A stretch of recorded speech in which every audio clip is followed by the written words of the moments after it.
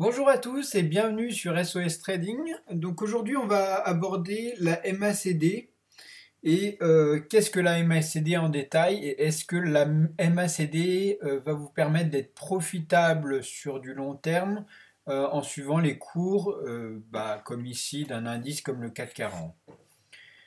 Alors, qu'est-ce que la MACD? Déjà, il y a une définition qui est quand même pas mal sur Wikipédia. Donc, la MACD, c'est en anglais Moving Average, convergence et divergence, ou convergence et divergence des moyennes mobiles. Donc, c'est un indicateur boursier qui participe à l'analyse technique et qui consiste à étudier les graphiques de cours dans le but d'identifier les tendances et d'anticiper l'évolution des marchés. Donc l'enjeu, je vais peut-être pas tout lire, mais je vous invite à regarder sur Wikipédia. L'idée c'est donc cette partie-là est intéressante, après un peu moins intéressante sur l'interprétation. Donc la MACD représente l'écart des moyennes mobiles au cours et sa courbe se trace sur le graphique de l'évolution du cours en se fixant sur une ligne de 0 de la MACD. Donc on peut la retrouver ici, la ligne 0, hein. Et développée par machin truc, elle se calcule instantanément par la différence entre une moyenne mobile exponentielle long terme de 26 périodes et une moyenne mobile exponentielle de court terme de 12 périodes. Donc ces premières courbes, donc on l'a, voilà. Donc là, on a une moyenne mobile sur le cours du Nasdaq. Celle qui est le plus proche du cours, c'est la 12 période et la 26 est ici. Donc là, la MACD, elle va donc représenter la différence qu'il y a entre ces deux moyennes mobiles. On la retrouve là, hein, donc en bleu. Et donc la ligne signal, elle va représenter 9 périodes d'écart type entre de la MACD, c'est-à-dire de la ligne bleue. Donc, ce sera forcément quelque chose qui va être plus réactif. Et les croisements sont des moments où il n'y a ni divergence ni convergence. Et les moments où on va s'écarter, il y a une divergence entre la ligne signal rouge et la ligne la MACD.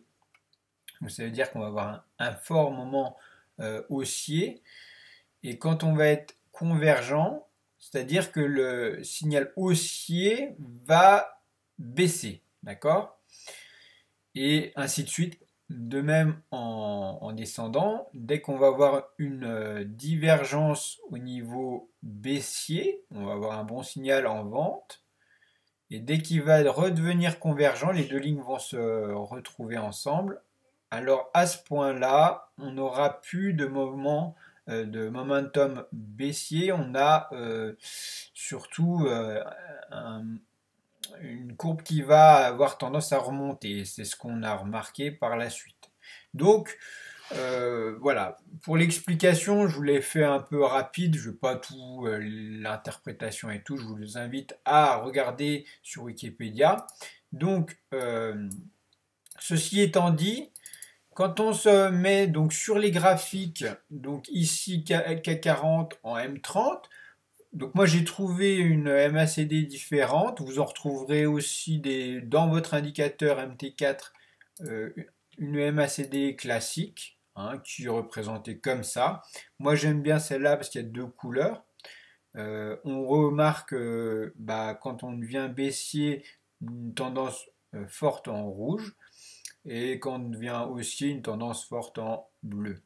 Donc là, vous voyez qu'on n'a pas les mêmes que dans le graphique que précédemment. Ici, on a la ligne signal qui est en rouge là, et la MACD qui suit l'histogramme.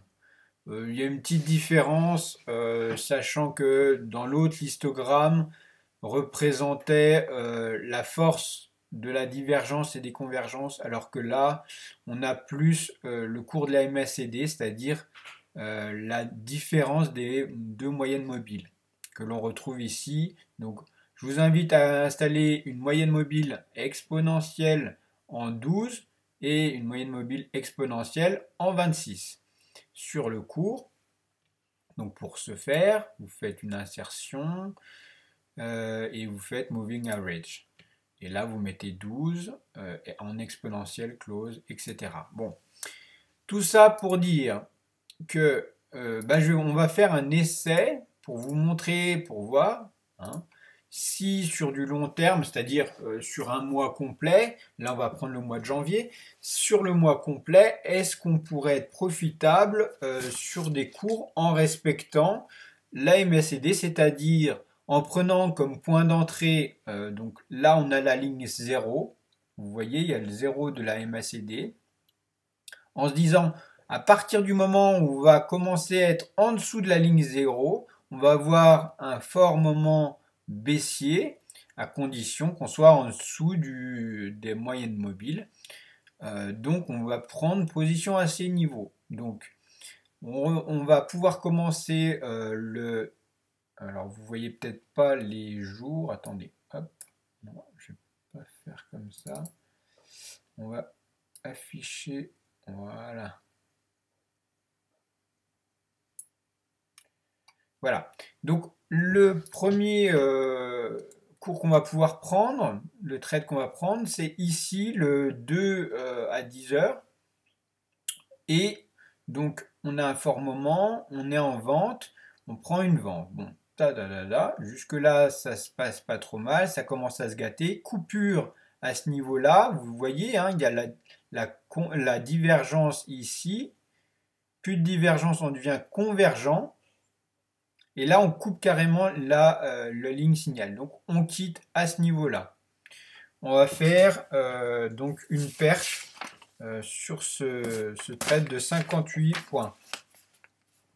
Ensuite, on va reprendre ici et on va quitter après une nuit. En fait, on a un décalage de cours.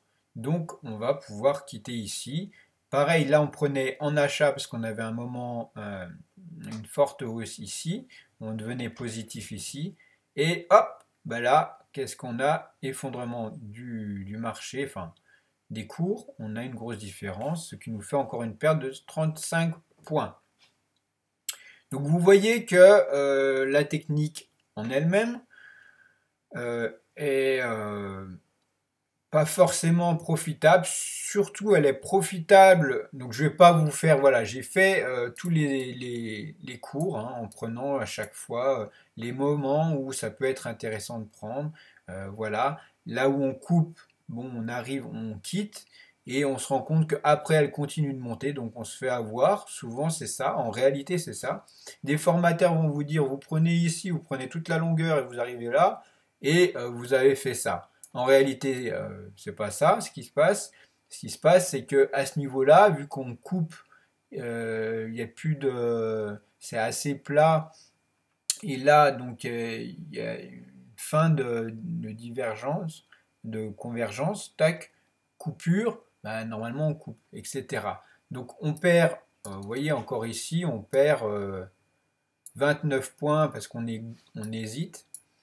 Et après on prend le trade, mais on gagne pas tant de points que ça, etc. etc. Et souvent, quand on arrive à prendre un trade correctement, comme celui-là, donc on est sûr qu'on est en dessous de la moyenne mobile, etc. On est en dessous du point 0, on se dit que ça va être bon, ok, finalement, on devient haussier à ce niveau-là et on doit quitter là avant de quitter là si on l'a loupé et là on perd vraiment beaucoup. Donc ce qui engendre beaucoup de pertes, peu de gains. Alors bien sûr on peut utiliser une autre méthode sur la MACD, il y en a 50 000, hein, bien sûr là j'ai pris la plus facile. On peut prendre les coupures et que les coupures, c'est-à-dire là la ligne signal coupe la MACD et là la recoupe à ce niveau-là. Donc on peut prendre le phénomène haussier qui va de là jusque ici.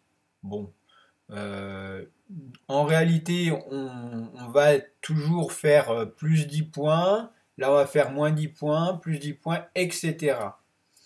J'ai fait le calcul pour voir à peu près qu'est-ce que ça donne sur un mois.